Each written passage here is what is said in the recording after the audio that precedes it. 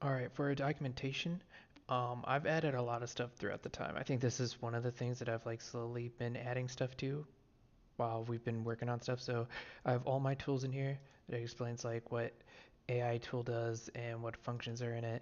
Assets tool to go and get either default assets from Ramen or assets that the user puts in. Camera tools, the color, well, what key input is. Talks about the randomizer tool that I have in here for stuff for my project that I worked on. The recording tool, what that's about. Uh, and what the function does, and I have that go into detail. Scene tool, the sprite tool, and then in the resources now, these are everything that's in uh, the user folder for their user resources. So I have these going and talking about what these are and different things between all these. And these will specifically go into like what load default resources does. And then I also have demos. And for my demos, like now I talk about collisions. And besides, I have actual demos inside the user folders that the user can just plug in the scene and see how everything works. Like I showed in some of my past stuff.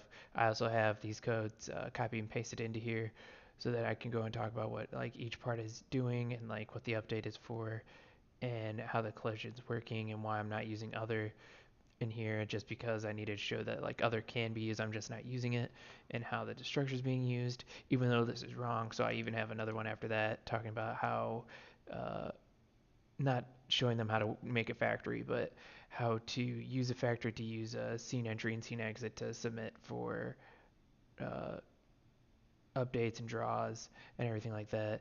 My recording, I have terrain set up that tells what the specific inputs you need and why, and how to start a scene and where to look to start a scene.